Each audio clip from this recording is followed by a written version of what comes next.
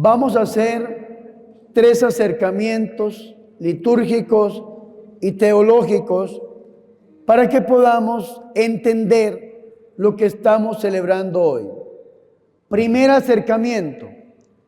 Hoy es el tercer domingo del tiempo ordinario y el Papa Francisco, el 30 de septiembre del año 2019, instituyó para este tercer domingo como el domingo de la palabra de Dios. Sabemos que todos los domingos nos reunimos como Asamblea Santa a escuchar la palabra de Dios. Sabemos que después del Concilio Vaticano II, con las constituciones dogmáticas Dei Verbum y Sacrosanto Concilium, se le ha dado un lugar privilegiado a la palabra de Dios en las celebraciones eucarísticas, donde se medita más la misma palabra. Pero el Papa pidió que este tercer domingo sea dedicado como domingo de la palabra de Dios. Por eso los ministros entraron hoy con el libro donde encontramos las lecturas en la mano y en procesión. La Iglesia Católica le da un lugar muy privilegiado a la palabra de Dios. Y vea qué bonito esto, porque en el pueblo antiguo existían 2 lugares. Era donde se ofrecían los sacrificios para el pueblo, y el segundo era la sinagoga, que era el lugar donde se leía y enseñaba la palabra.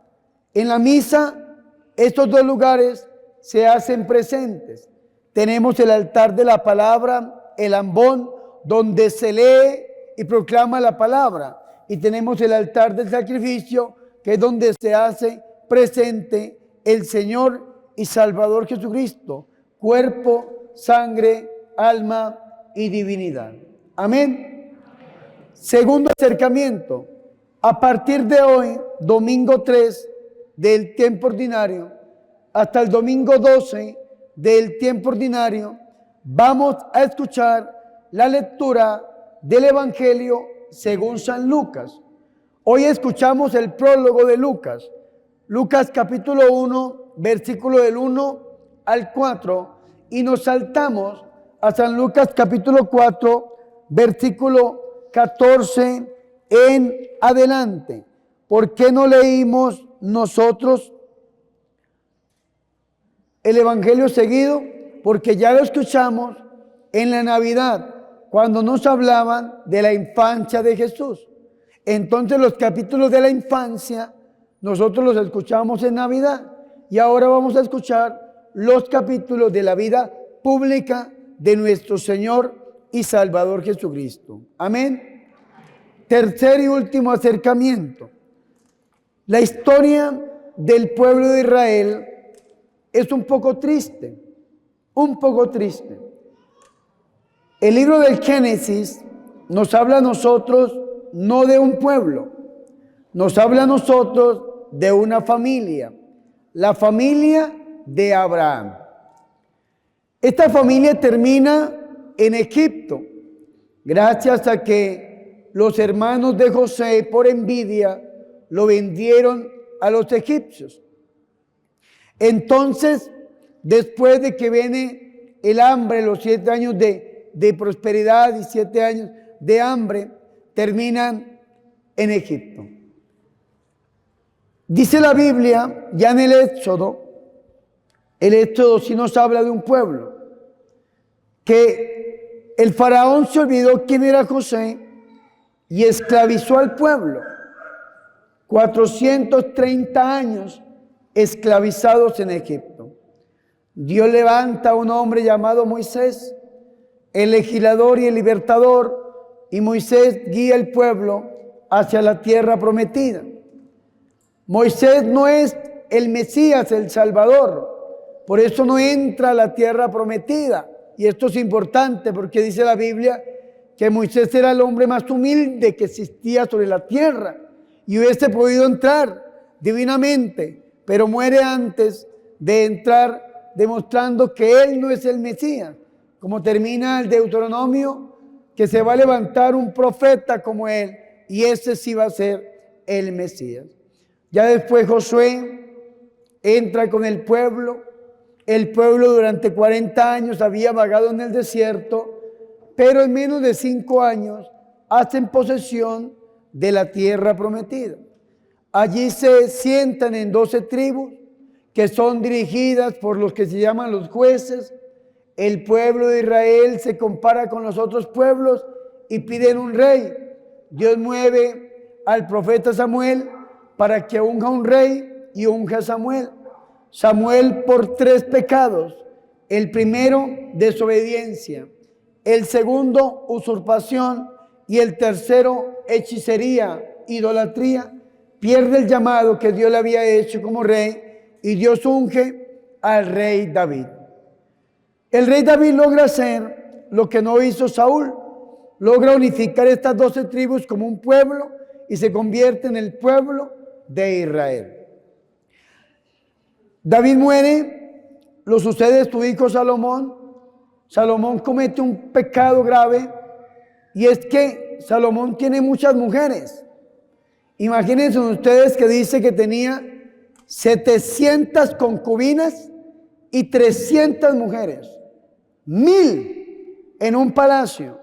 1000 mujeres. Dice uno, bueno, hasta interesante, pero 1000 suegras, eso es una plaga.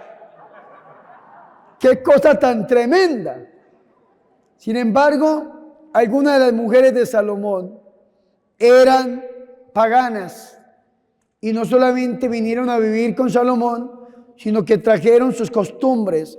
Y Salomón se convierte también en un idólatra, levantándole altares a los dioses de sus mujeres. Y vea lo que es una atadura intergeneracional y una bendición intergeneracional. Dios le dice a Salomón, te dividiré tu reino, lo dividiré en 2, dice el Señor, pero no te lo voy a dividir en vida por amor a tu padre David, lo dividiré en tu hijo. Salomón muere y viene el hijo de Salomón llamado Roboán. Roboán gobierna mal, pone doble impuesto, doble yugo, doble servicio. El pueblo no se aguanta y se levanta otro que también es hijo de Salomón, pero que pertenecía a la corte de su papá, y le da un golpe de estado, se llama Jeroboam. Y el reino se divide en 2. El reino del sur, Judea, y el reino del norte, lo que se llama la Decápolis, las otras 10 tribus. Y entonces, no solamente una división geográfica, sino que hay una división política, 2 reyes y religiosa. El reino del sur, capital Jerusalén; el reino del norte, la capital es Samaria. Y todo el reino del norte se separa del reino del sur, dándole culto a otros dioses, haciendo un culto pagano a los Baales y a todo lo que nosotros conocemos, mientras que el reino del sur se queda un poco más fiel a Dios. Pero resulta que en el Antiguo Testamento hay un ciclo teológico. Repítalo conmigo: pecado, castigo, conversión, salvación. Repítalo: pecado, castigo, conversión, salvación. El pueblo peca, Dios lo castiga. El pueblo se convierte y Dios le envía la salvación. Ese es el ciclo del Antiguo Testamento. Entonces, el reino del norte, cuya capital era Samaria, peca. Dios lo castiga. Viene entonces el pueblo y se arrepiente y Dios les envía a los profetas. Vea, conviértase, si no se convierten, va a venir una deportación, va a venir una deportación, va a venir una deportación. Allá estaba el profeta de fuego Elías, estaban otros profetas predicando la palabra, no les hacían caso. El reino del sur pecaba, Dios enviaba al profeta: conviértase en Isaías, conviértase en Miqueas, conviértase, y enviaba al Señor profeta. no se convirtieron. Vino un castigo terrible. El reino del norte es invadido junto con Damasco, Samaria y Damasco, y son exiliados en el año 722 por parte de un pueblo que era el asirio y un rey que se llamaba Sargón II, y llevan este pueblo exiliado a una ciudad muy conocida por nosotros, porque fue la ciudad en la que predicó el profeta Jonás. ¿Cómo se llamaba esa ciudad? Nínive. ¿Cómo se llamaba? Fueron exiliados a Nínive. Ya después este pueblo se convierte. Sin embargo, este reino del norte cae en el 722. El reino del sur estaba un poco más fortalecido y no se dejaron invadir por los asirios. Siguieron en su independencia política, en su independencia religiosa, pero se alejaron de Dios, se olvidaron de la palabra, se olvidaron de la ley. Cuando el pueblo se olvidaba de la ley, se volvía infiel, un pueblo infiel. Y cuando el pueblo se volvía infiel, pecaba y venía el castigo. Y Dios les decía a través de los profetas: conviértase. Ahí estaba Jeremías. Jeremías, las lamentaciones. Viene un castigo. Aprendan de sus hermanos del reino del norte. Viene un castigo. No les hacían caso. Casi matan al profeta. Dios levanta a Ezequiel diciendo lo que va a suceder, y absolutamente el pueblo no hace caso. Y en el año 587 se levanta un imperio grandísimo llamado el imperio babilónico, y un hombre llamado Nabucodonosor. Y Nabucodonosor, ¿qué hace? Invade el reino del sur, destruye la ciudad llamada Jerusalén, destruye el templo que había construido Salomón, y se lleva al pueblo exiliado a Babilonia. Duran más de 50 años exiliados en Babilonia, del año 587 hasta el 538. ¿Y saben qué era lo malo de Babilonia? De que allá le daban culto a un dios llamado Marduk, de que allí los esclavizaron de una manera terrible, se los llevaron a todos, solamente dejaron ahí en Jerusalén y en esta tribu de Judá dejaron a los Anahuim. ¿Quiénes eran los Anahuim? El resto de Yahvé. Dejaron a los enfermos, dejaron a las personas que no tenían una profesión, dejaron a las personas que no podían trabajar, los dejaron ahí y se llevaron al resto. Resulta que por allá en el año 538 entra a esta tierra de Canaán, hoy en día el Estado de Israel, en algún momento le llamaron peyorativamente Palestina. Entra un hombre llamado Ciro, que era el rey, el dirigente de un imperio aún más grande que el babilónico, que es el imperio persa. El imperio persa, muy grande. Si ustedes quieren ver algo así, vean en la película de los 300, ¿se acuerdan? Que los persas peleaban después con los griegos. Esos persas eran terribles, terribles, unos guerreros valientes. Y resulta que vencieron a los babilónicos. Y entonces este hombre que dirigía el imperio persa se llamaba Ciro. Ciro, el rey de Persia, que algunas personas decían que este hombre lo llegaron a ver como un enviado de Dios. ¿Y saben por qué? Porque este hombre, en medio de su corte, de la corte imperial, tenía a su servicio personas que eran judías. Y uno de los servidores del rey era un sacerdote llamado Esdras. Esdras era el copero del rey. ¿Saben qué significa la palabra copero? era el que probaba la comida antes de que la probara el rey para ver si estaba envenenada y no mataran al rey. Hoy en día yo tengo entendido que en México hacen mucho eso. Hay un cardenal emérito de Guadalajara que se llama el cardenal Juan Sandoval Iñiguez.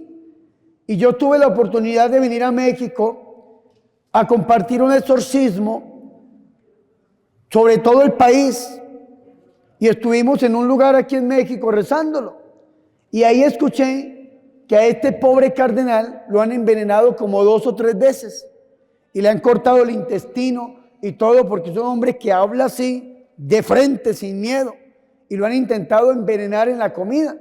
Y según entiendo yo, le han cortado hasta 12 centímetros de intestino del veneno que le han dado tan terrible. En la época antigua mataban a los reyes envenenándolos.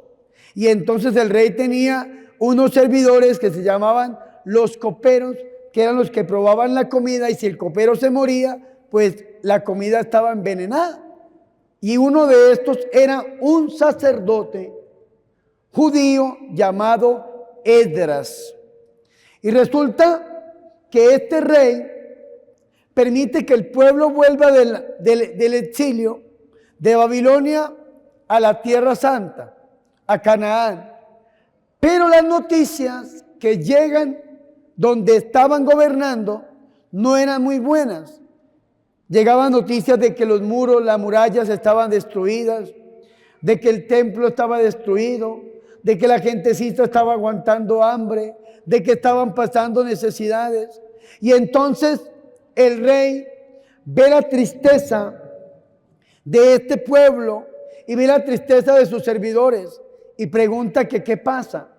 Y entonces le dicen Esdras y Nehemías al rey que su pueblo está pasando hambre y está pasando necesidades, y el rey da una orden de la reconstrucción política y religiosa del pueblo. Y vea qué bonito esto, porque da cartas y recursos para reconstruir la ciudad y reconstruir el templo. Y ahí donde llega Esdras y Nehemías a Canaán, hoy en día el Estado de Israel, y empieza una reconstrucción. Nehemías era el gobernador, el político, un político de Dios que llevaba la reconstrucción de las murallas y de la ciudad. Y Esdras era el sacerdote, era el que llevó la reconstrucción religiosa del templo y también de las costumbres. Y fue la primera lectura que escuchamos el día de hoy. ¿Cómo inicia la reconstrucción religiosa? A través de un conocimiento de la ley, un conocimiento de la palabra. ¿Y cómo se conoce la palabra? Pues leyéndola. A ver, no me levanten la mano, no me respondan.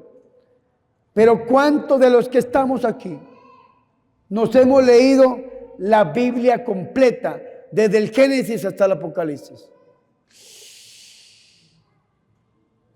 Una señora levantó la mano, gloria al Señor. Yo le dije que no lo hicieran, pero yo creería que si lo voy a hacer. A ver, levante la mano, ¿cuántos se han leído la Biblia completa? 1, 2, 3 personas, 4 personas, 5 personas, 5 personas. Yo la podía levantar, me la he leído también. 6 personas en medio de más de 200, 6 nomás. La Biblia completa, no conocemos la Biblia. Y queremos leer las cartas, y queremos leer el horóscopo, y queremos leer, y no nos podemos a leer la palabra de Dios. ¿Qué hizo este sacerdote llamado Esdras? ¿Saben qué hizo? Citó a todo el pueblo y tomó la palabra que estaba empolvada.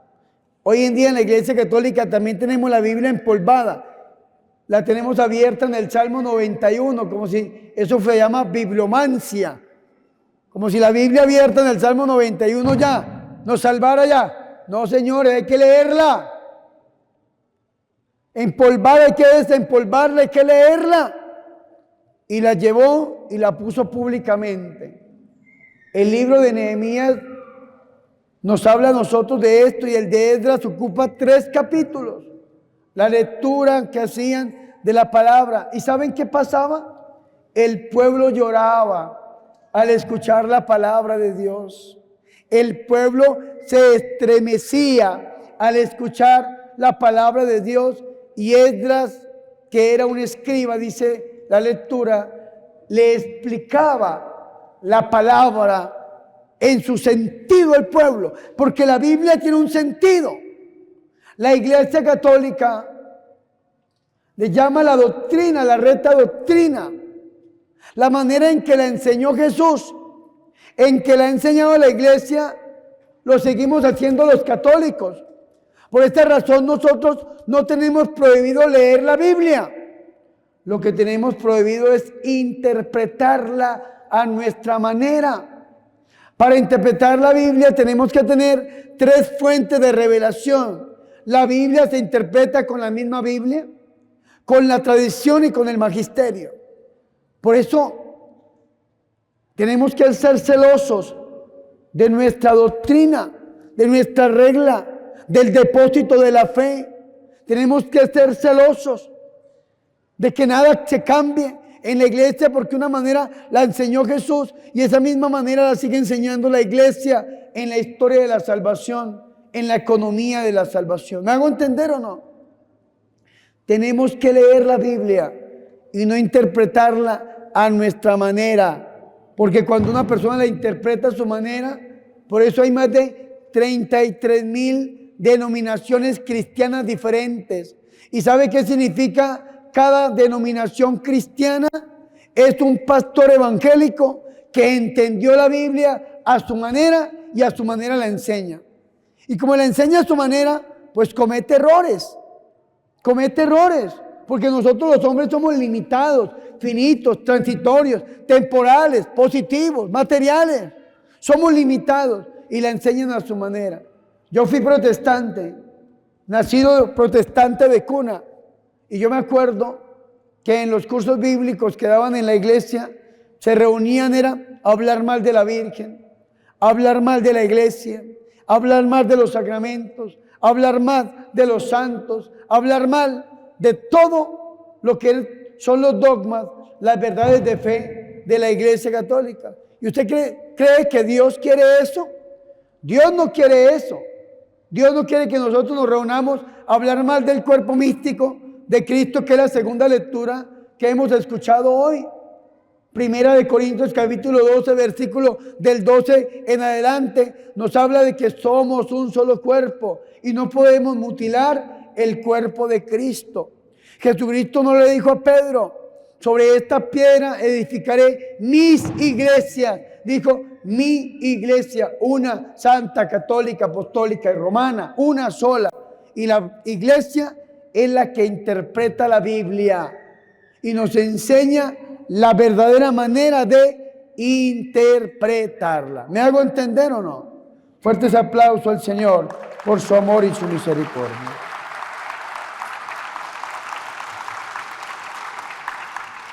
Esos 3 acercamientos, hoy domingo de la palabra de Dios, día en que iniciamos la lectura del Evangelio de San Lucas, y esta historia del pueblo de Israel, que tenemos que entenderla. Ahora vamos a ir al Evangelio de hoy. Hoy hemos escuchado Lucas capítulo 1, versículo del 1 al 4. Lo que se conoce como el prólogo del Evangelio de San Lucas. Y San Lucas dice que él no conoció a Jesús. Lucas no conoció al Jesús histórico. ¿Quién era Lucas? Lucas era un médico griego pagano que fue evangelizado por el apóstol Pablo. Colosenses 4:14. Pablo dice, y lo saluda Lucas, el médico querido, médico griego pagano. Pero que Lucas decide él mismo, lo dice en el prólogo, puesto que muchos han intentado narrar las cosas que se han verificado entre nosotros, tal como nos las han, escúchenme muy bien, transmitido desde el principio los que fueron testigos oculares y servidores de la palabra. Es decir, la Biblia no es un mito, no es una idea, no es una fábula, es una realidad, es historia. Sin ser un libro de historia, es historia verdadera, sagrada. ¿Me hago entender o no? Que se ubica aquí y ahora, en el presente. Dice, he decidido yo también, ilustre Teófilo, escribírtelas desde el principio. Y empieza Lucas a hacer una investigación rigurosa para que entendamos la fe que nosotros hemos recibido. Después se salta la liturgia a San Lucas capítulo 4, versículo 14, donde nos habla del comienzo de la predicación de nuestro Señor y Salvador Jesucristo. Después de las tentaciones del Señor en el desierto, las tentaciones están en Lucas capítulo 4, versículo del 1 al 13, llega al versículo 14 y nos dice a nosotros que Jesús vuelve a Galilea por la fuerza del Espíritu Santo y su fama se extiende por toda la región y el Señor va enseñando en las sinagogas y es alabado por todos. La Galilea de los paganos.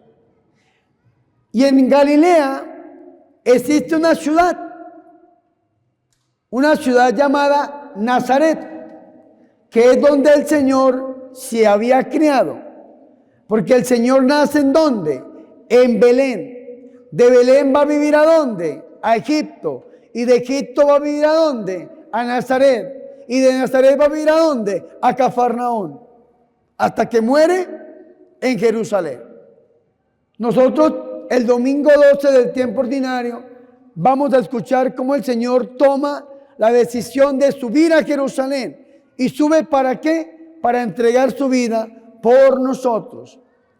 Entonces dice la Biblia que el Señor va a Nazaret, la ciudad donde Él se había criado.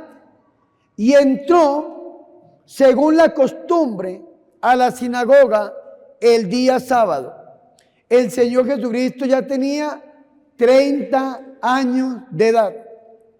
Y para un judío, escúcheme muy bien, cuando un niño nace hasta que tiene 12 años, la Biblia se la enseñan sus padres. Le explican la historia del pueblo de Israel.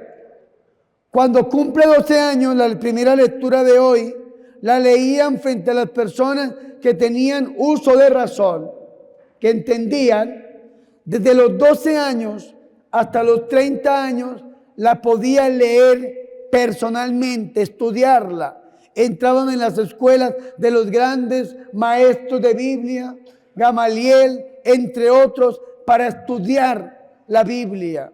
No la podían enseñar, solamente la podían estudiar. Cuando cumplían 30 años de edad, 30 años, la podían leer, enseñar y tener discípulos. Por esa razón el Señor inicia su vida pública a los 30 años de edad. ¿Qué hizo el Señor entonces? ¿Saben dónde se quedó Jesús? Acompañando a su mamá. Porque la mamá es tan importante para nuestro Señor Jesucristo, que después de que la Virgen María queda viuda de San José, el que se hace cargo de su mamá es nuestro Señor y Salvador Jesucristo. De los 12 años a los 30 años es la vida oculta de Jesús. ¿Y qué hizo Jesús? El mundo dice que Jesús se fue por allá al Tíbet y con los monjes tibetanos aprendió a hacer magia, dicen el mundo. Y después volvió como un taumaturgo, como un mago, a hacer magia. Eso dice el mundo. ¿Saben qué dice la Biblia? Cuando el Señor empieza a hacer milagros, ¿qué dice la gente? ¿Y acaso no es este el hijo del carpintero, el hijo de María? ¿Acaso no están sus hermanos en medio nuestro, sus hermanas? Porque conocían a Jesús, sabían quién era el Señor. ¿De dónde sacó esto? Esa sabiduría, esa sabiduría. ¿Por qué? Porque el Señor Jesucristo se crió en ese pueblo. Dice la Biblia, vino a Nazaret, donde se había criado, allí vivió nuestro Señor. Entra el Señor teniendo 30 años de edad, entra en la sinagoga y se ubica en el lugar donde leían y enseñaban la palabra. Le pasan un volumen, un rollo, porque en la época de Jesús la Biblia se guardaba de dos maneras. Uno se llamaba el papiro, escúcheme muy bien, y dos, el pergamino. Uno era de vegetales, de animales, eran los dos, uno de vegetales y otro de animales. Al Señor le pasan el volumen, el rollo, lo desenrolla este volumen y se encuentra con una lectura tomada del profeta Isaías en el capítulo 61.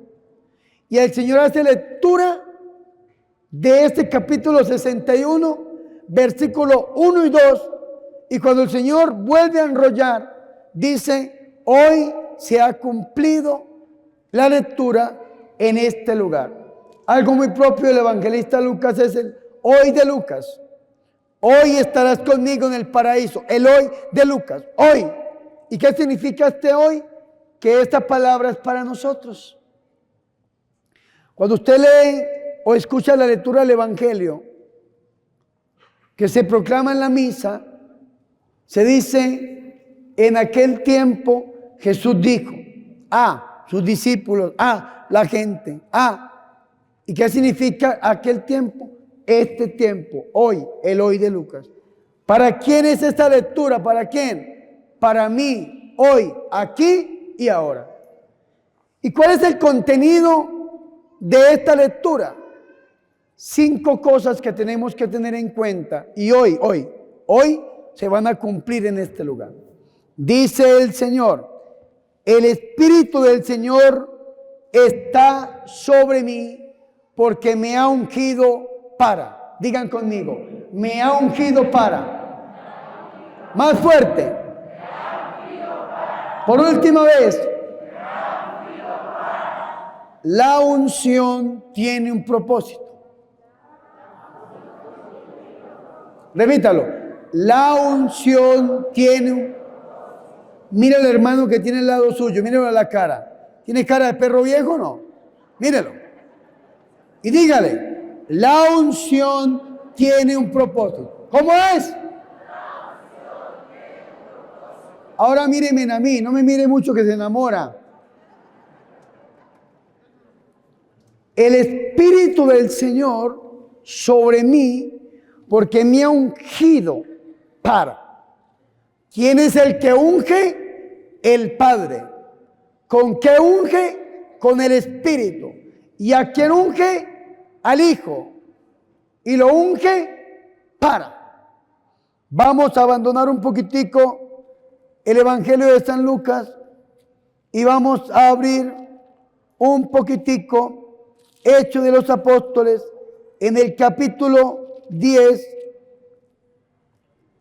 donde dice en el versículo 38, ojo con esto, escúcheme, Hechos 10, 38, cómo Dios a Jesús de Nazaret le ungió con el Espíritu Santo y con poder, y cómo Él pasó haciendo el bien y curando a todos los que estaban oprimidos por el diablo, porque Dios estaba con él.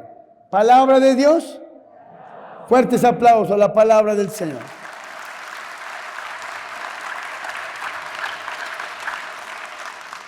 Se lo vuelvo a repetir. ¿Quién es el que unge? El Padre. ¿A quién unge? Al Hijo. ¿Y con qué lo unge? Con el Espíritu Santo. Y lo unge dice que pasó haciendo el bien, sanando y curando a los que estaban oprimidos por el diablo, porque Dios estaba con él.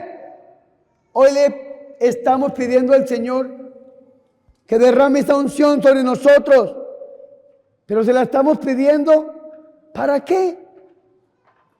Usted ha venido hoy a este lugar y tal vez viene enfermo, enferma, oprimido, oprimida, pasando necesidades.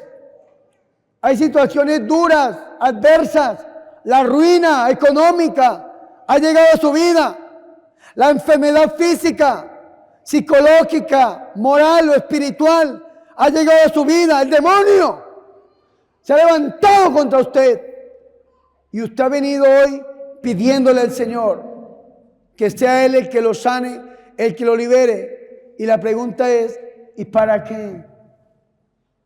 Para salir de este lugar a desperdiciar esa unción, a salir de este lugar a la limpia, a la brujería, a la hechicería.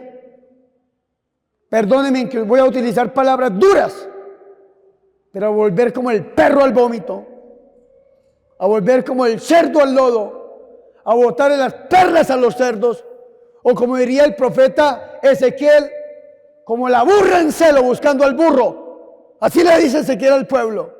Andan detrás de los dioses, de los ídolos, como la burra en celo, dice el profeta Ezequiel. Esto queremos nosotros. Que Dios hoy nos toque para salir allá a entregarle lo sagrado a los demonios. No, mis hermanos, la unción tiene un propósito y lo vivimos en la mañana. Qué oración tan fuerte, qué oración tan poderosa, qué oración tan profunda.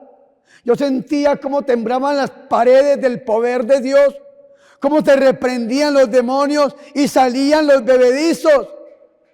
Pero ¿para qué tanta unción y tanta gloria? Dios a usted lo está ungiendo hoy no solamente para que usted sea sano, no solamente para que usted sea libre, no solamente para que usted hoy verdaderamente saque ese mal que tiene, sino para que usted lo guarde y lo entregue a su familia, para que usted y su familia sean bendecidos por el Señor, para que usted y su familia sean liberados por el Rey de Reyes y Señor de Señores. Este es el propósito que el Señor quiere con todos y cada uno de nosotros en este lugar. Por esto dice el Espíritu del Señor sobre mí, porque me ha ungido Jesús tiene un propósito. ¿Y saben cuál es el propósito de Jesús? Lo vamos a ver en 4 aspectos diferentes. Primero, en la vida de Jesús. Escúcheme muy bien. Para anunciar a los pobres la buena nueva. Digan conmigo, la predicación. El Señor se está prometiendo ¿a qué? A predicar. ¿Qué decimos nosotros en el tercer misterio luminoso? ¿Qué decimos? La venida del reino de Dios, invitando a eso vino el Señor, a predicar. Y si usted se pone a ver a Jesús, a estudiar a Jesús, el Señor siempre iba predicando la buena nueva del reino de Dios. Y el Señor no hacía nada sin antes predicar la palabra y se extendía en sus homilías. Nos dice a nosotros el Evangelio de San Juan en el capítulo 6 que la gente llevaba 3 días escuchándolo, sin comer. Una cosa tremenda. Y yo he aprendido esto. Yo nunca oro sin predicar. Nunca oro sin anunciar. Porque ¿qué sacamos con llevar la sanación y la liberación si el pueblo no va a tener conversión y va a ir allá a entregarle lo sagrado a los demonios? El pueblo hay que llevarlo a una conversión a través de la predicación de la palabra. Que abra los ojos que lo que está haciendo está mal y tienen que volverse a nuestro Señor. Lo primero que el Señor se está comprometiendo es ¿a qué? A predicar. Segundo, me ha enviado a proclamar la liberación a los cautivos. Digan conmigo, sanación interior. Más fuerte. Por última vez. A proclamar a los cautivos la libertad. ¿Cuántos estamos cautivos en nuestra vida? Somos cautivos de nuestro pasado. Estamos cautivos del día en que nos rechazaron tal vez desde el vientre materno, o el día en que nos maldijeron o nos abusaron en nuestra niñez, o tal vez el día en que nos enamoramos de alguien y nos rompió el corazón. Estamos cautivos de nuestro pasado y ese pasado pudo haber sido hoy en la mañana. Cautivos del dolor. Y el Señor quiere que nosotros ya seamos libres. En la Biblia encontramos harta gente que era cautiva. Pensemos en la mujer samaritana, una mujer que vivía en pecado mortal, una mujer que era adúltera, había tenido 5 maridos y el que tenía no era de ella, era de otra adúltera. Eso le dice el Señor: ve y llama a tu marido. No tengo marido. Bien dices que no tienes marido porque has tenido 5 y el que tiene no es el tuyo, le dice el Señor. Adúltera. Estaba de amante con el esposo de otra. Cosa tan terrible. ¿Y qué hace el Señor? La sana. Un hombre que buscaba a Jesús de noche porque le daba pena o miedo. Se llamaba Nicodemo. Y después va a defender al Señor públicamente. Los discípulos de Emaús que huían de la iglesia católica, de la Jerusalén. ¿Y qué hace el Señor? Les sale y les sana el corazón. Y mucha gente sanada interiormente por nuestro Señor y Salvador Jesucristo. Que ojalá hoy el Señor a nosotros también nos sane y nos saque de ese cautiverio en el que nos encontramos. Dice el Señor: a devolver la vista a los ciegos. Digan conmigo, sanación física. Más fuerte. Por última vez.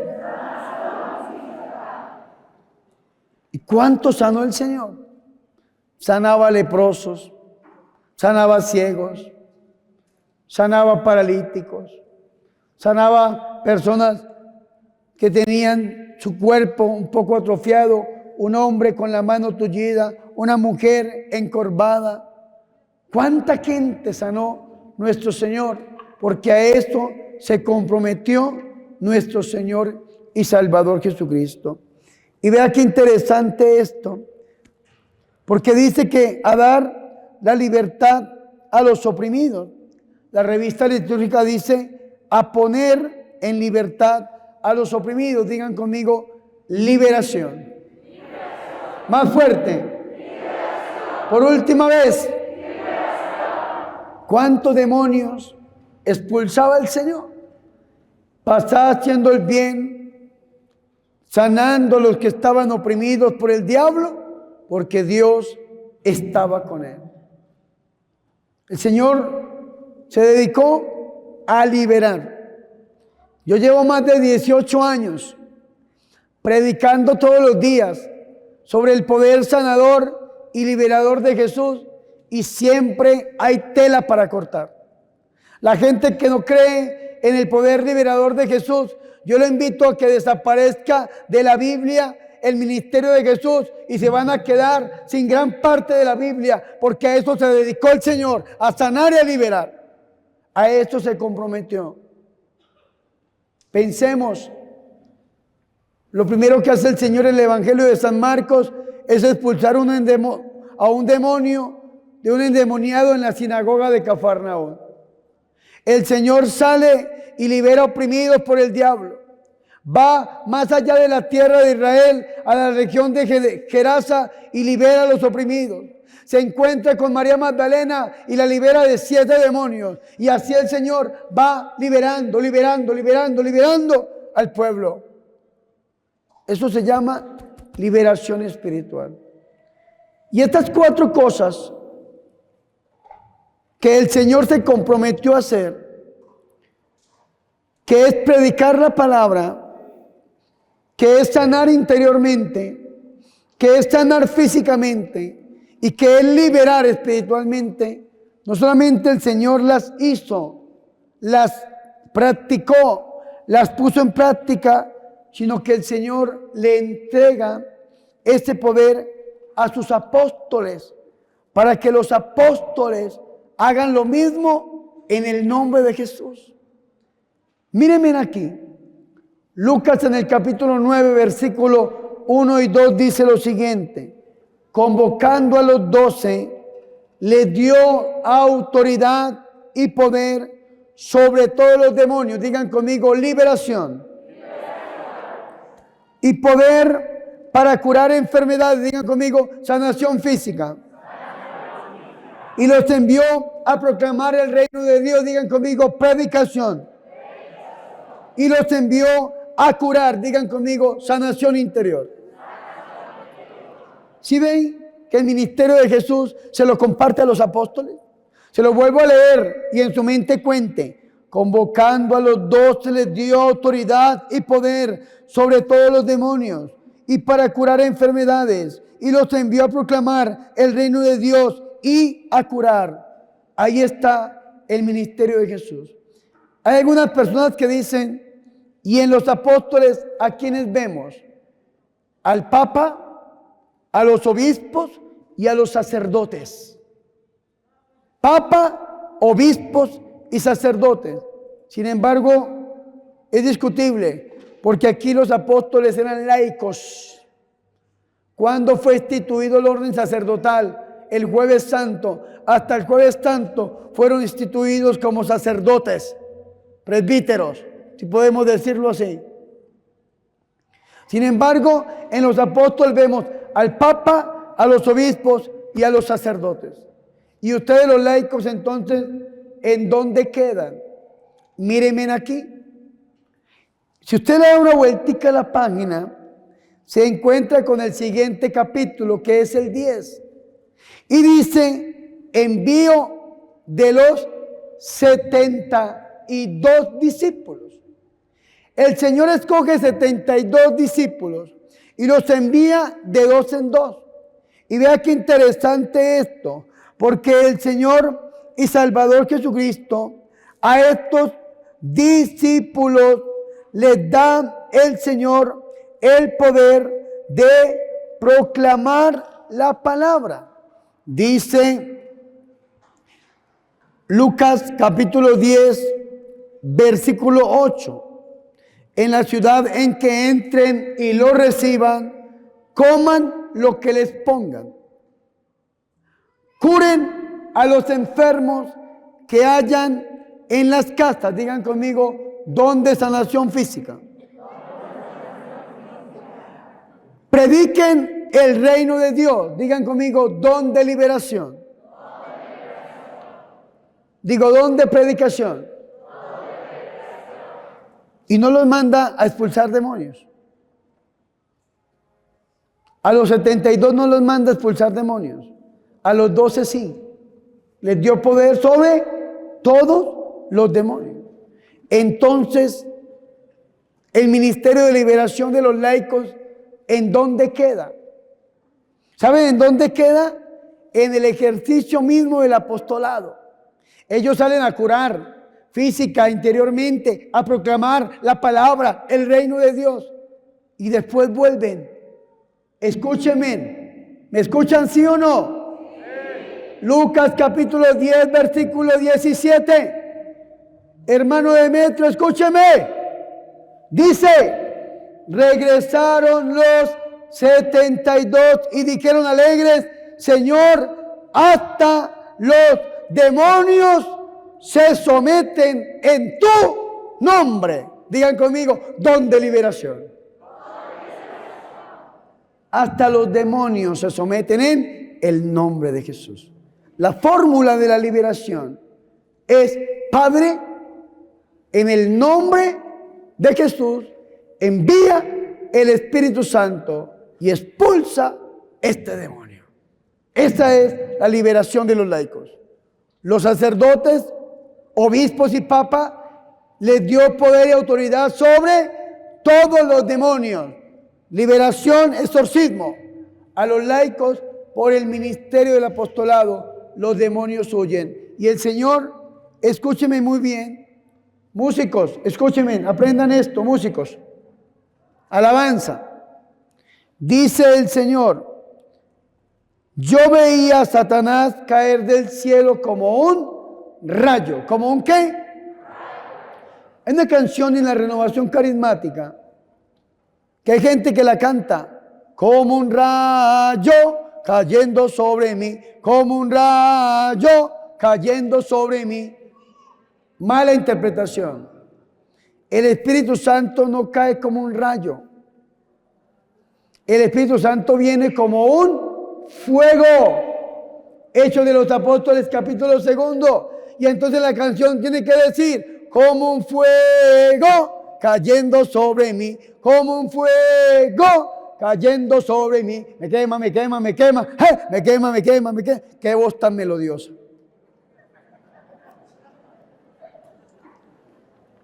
Yo veía a Satanás caer del cielo como un rayo.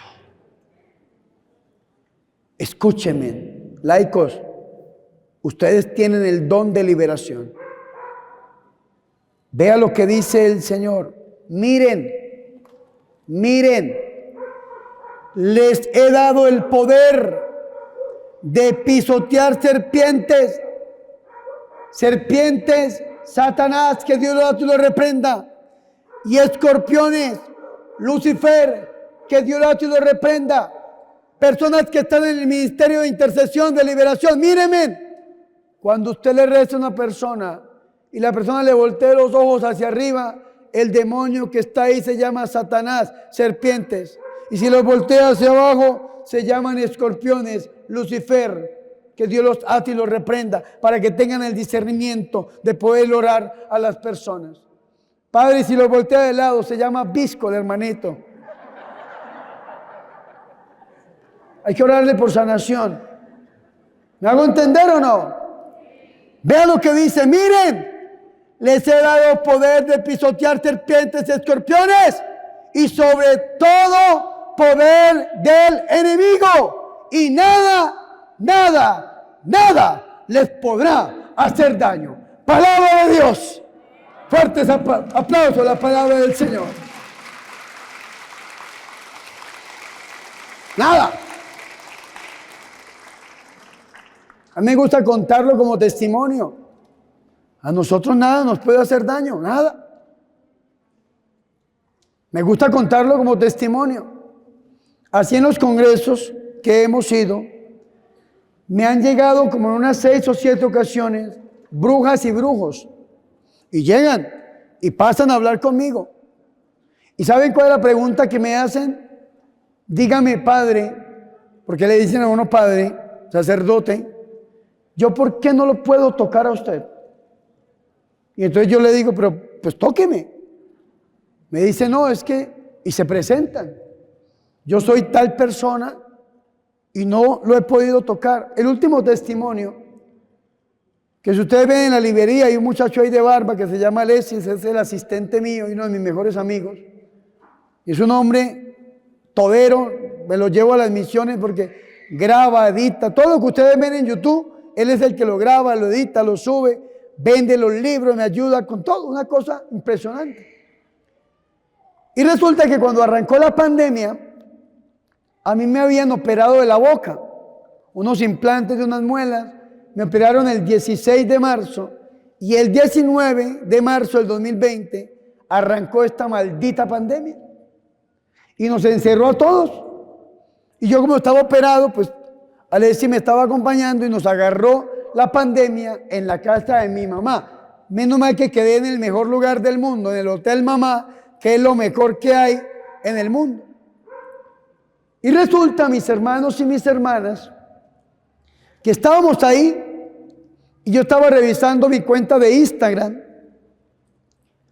Esa me la robaron, tenía como 50,000 seguidores, la hackearon, se la robaron. Y me escribió una persona que decía que vivía en el DF, pero que era de Venezuela. Y esta persona se dedicaba a la brujería, a la magia. Me empezó a mandar fotos. ¿Usted es el padre Bernardo? Sí. Mire, me mandó unos tabacos en un plato. Y yo dije, uy, la revisé y era una bruja.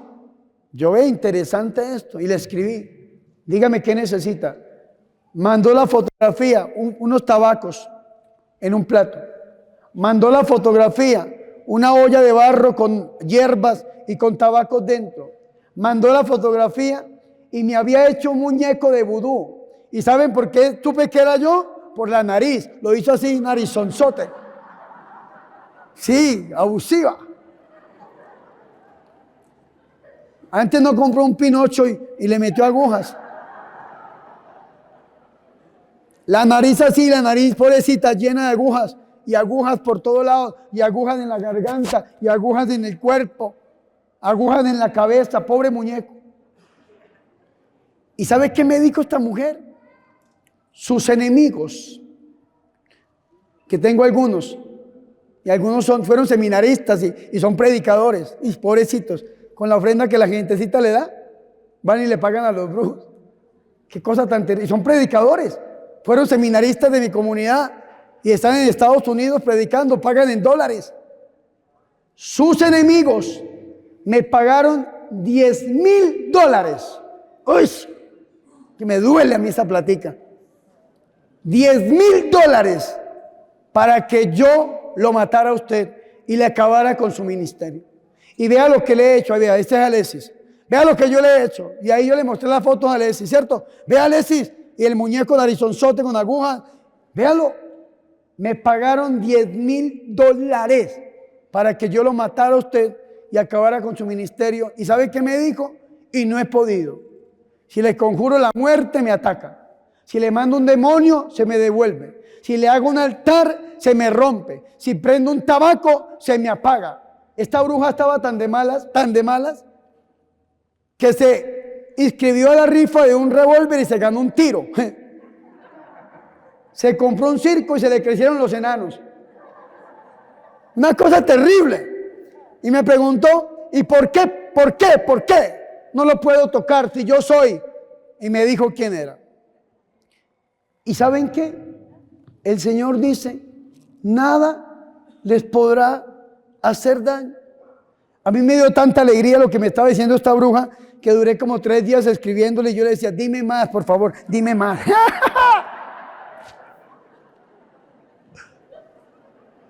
Dime más.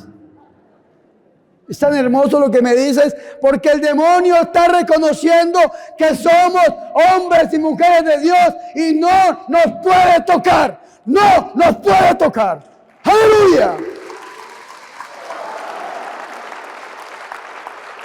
Hermano, hay padres que me están haciendo brujería. ¡Gloria a Dios! Hay padres que los enemigos están pagando, padre, para verme mal. ¡Gloria a Dios! Y ojalá que paguen harto para que se les acabe la plata. ¡Gloria a Dios! Hay padres que es que mi suegra vive conmigo. Yo ya no puedo hacer nada. Ah, no. Ahí me la saluda de mi parte. ¿Me hago entender o no? No nos pueden tocar. Porque si Dios está con nosotros, nadie puede en contra nuestra. Vea que no les miento, no vine a mentirles. Aquí donde estamos haciendo la evangelización en Querétaro, en San Juan del Río, llega una señora y me dijo la señora, padre, mi enemigo le ha pagado a 400 brujos. Y yo le entendí a la señora que cada vez que el enemigo le paga a un brujo, le manda como que el recibo de pago, yo no sé.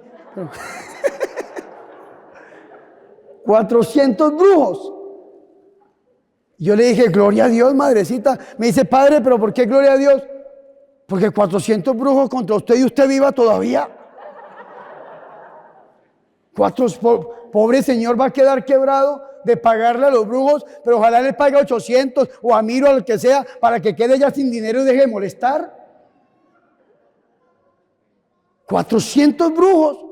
Y le leí la historia de nuestro gran profeta Elías, que en el Monte Carmelo se enfrentó contra los 400 profetas de Baal, contra los 400 brujos de Baal. ¿Y sabe qué hizo el profeta Elías? Los degolló a todos, los pasó por el cuchillo. Y yo le dije, ¿sabe qué tiene que hacer usted? Tomar la espada del Espíritu Santo, que es la palabra de Dios, y empezar a degollar demonios en el nombre de Jesús. Amén. Fuertes aplausos al Rey de Reyes y al Señor de Señores.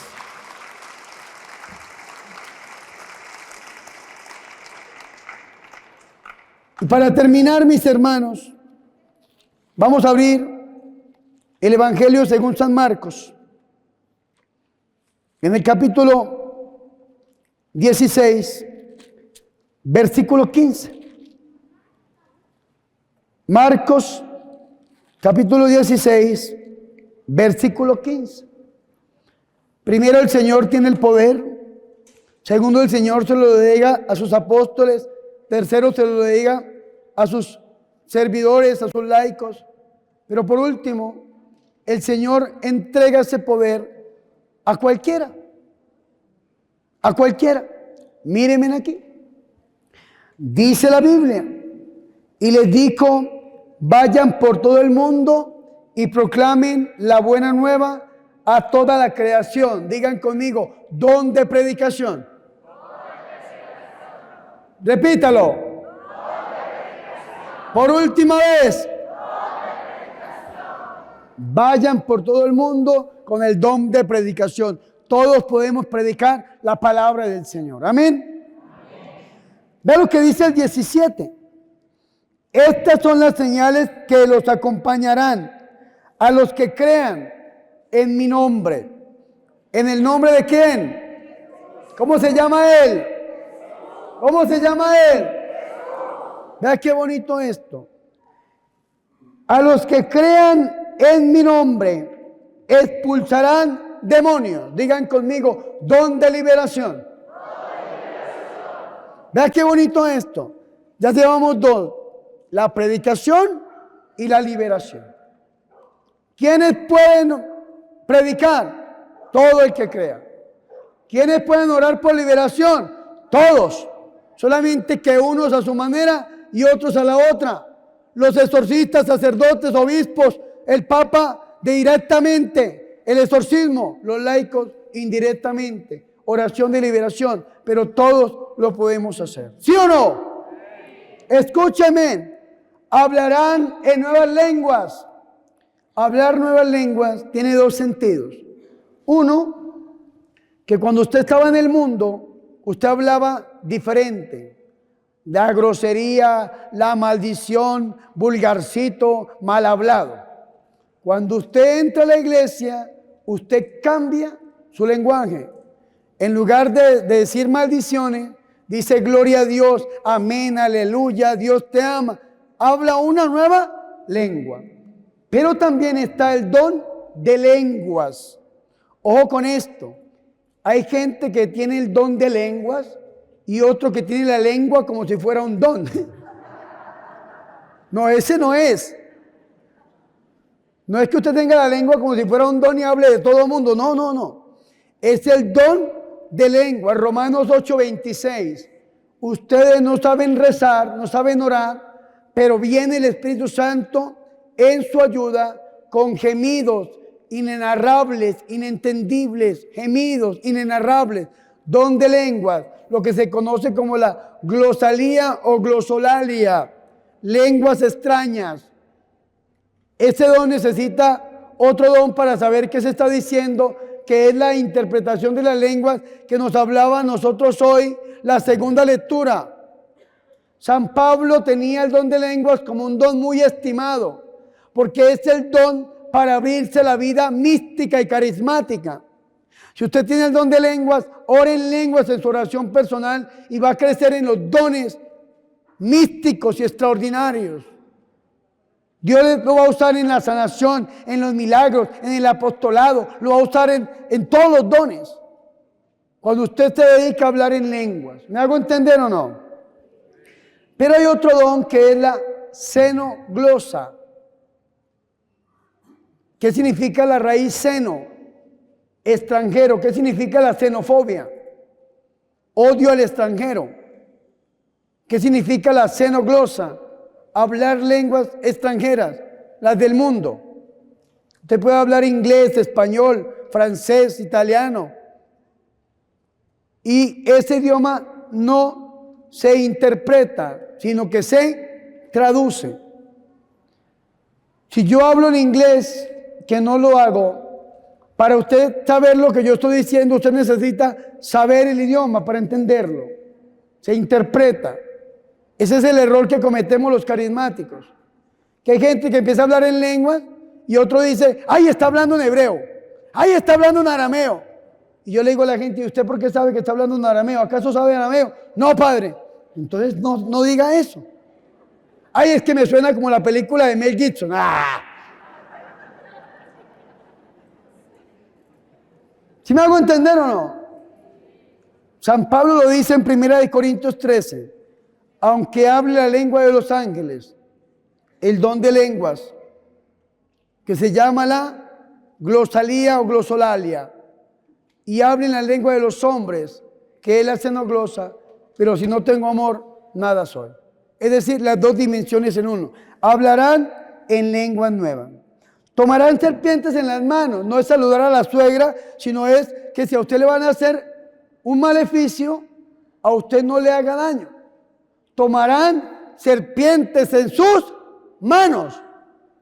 Escúcheme muy bien.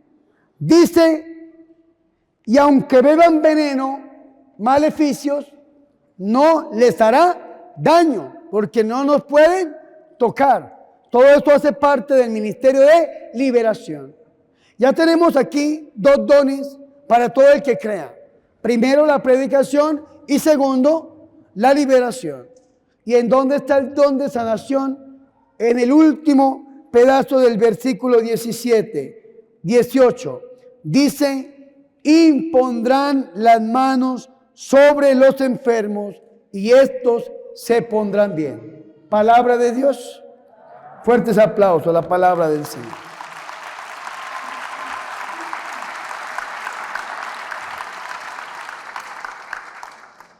Vea qué interesante esto. Don de sanación. Prediquen la palabra, expulsen demonios y sanen enfermos. Esto fue lo que el Señor se comprometió y esto fue lo que el Señor le dio a los apóstoles, a los laicos, pero también a todo aquel que crea.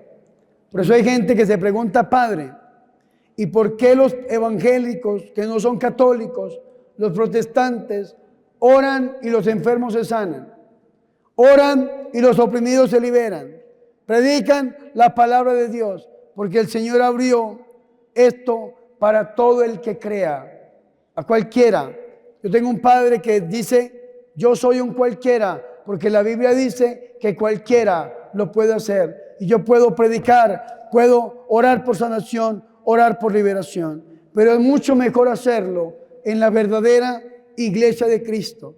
Usted puede poner un garaje y puede empezar a orar por sanación y se le puede llenar. Puede poner un garaje y orar por liberación y se le puede llenar. Puede poner un garaje y predicar la palabra y se le puede llenar. Pero qué mejor es tener la torta completa y la tenemos en la Santa Iglesia Católica. Amén. Fuertes aplausos al Señor Jesús.